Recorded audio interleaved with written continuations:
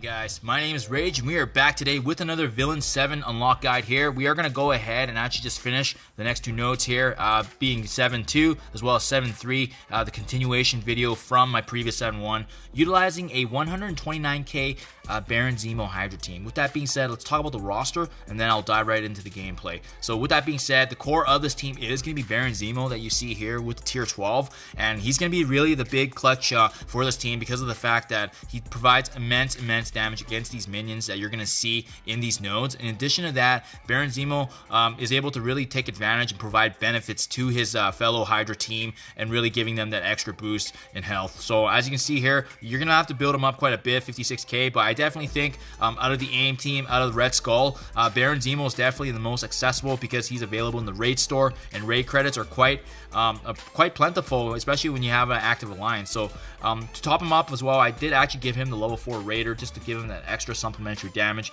and boost in health statistics. With that being said, let's go ahead and talk about the other characters in my roster here. It's going to be Crossbones here at 31k. As you can see, I did give him the level 2 ISO 8 healer to provide supplementary healing. In addition to that, you can see there's no T4s on his abilities, but again, he's going to synergize with Baron Zemo, gaining that extra 15% health due to the fact that he synergizes with Baron Zemo and being part of his team. So that's definitely one I would recommend and bumping up just to ensure that he has that increase in health percentage. Crossbones is nice for tanking and providing supplementary damage.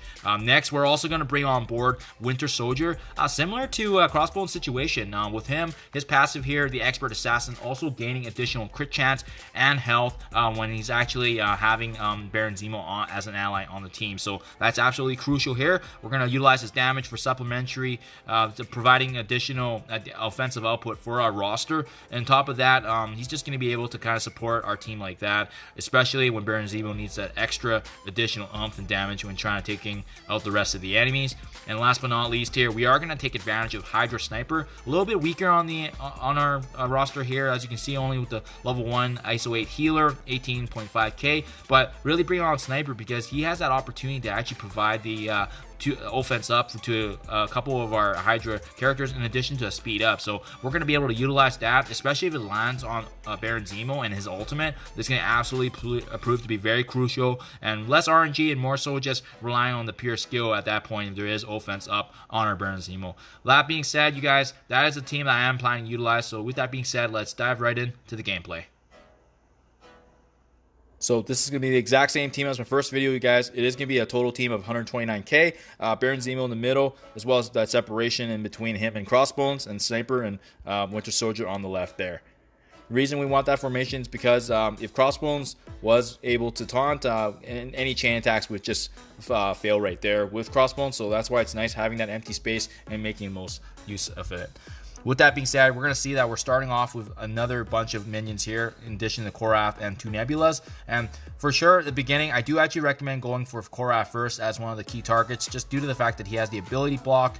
And you can see we got really lucky there, actually being able to take out Nebula in that one move too. So with that being said, we're just going to go ahead now, and we are just going to go ahead and just finish off Free Reaper because Reaper does do the most damage out of this bunch, and for us just to mitigate the damage dealers, it's going to increase that potential and probability of us pushing through.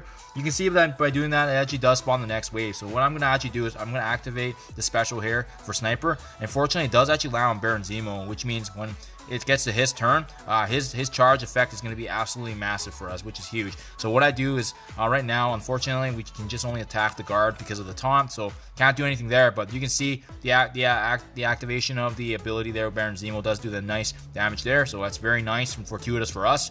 We're able to finish off the minion there.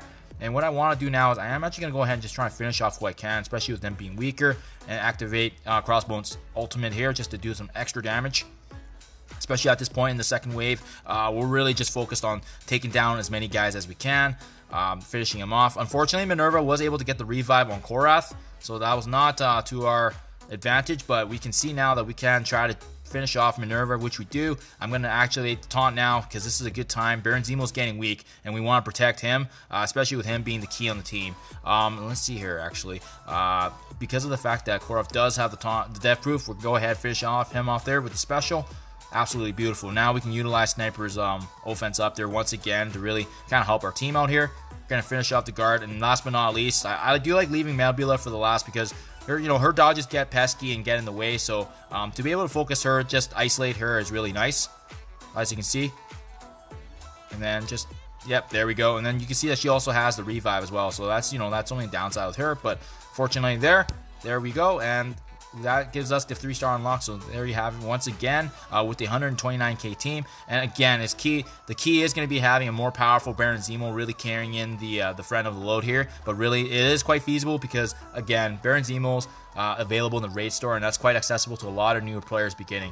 Hope this video was able to help you guys and provide a different perspective in attempting these nodes, ultimately unlocking Hela in Villain 7. Thank you as always, you guys, and do appreciate your support. And as always, I'll see you in the next one.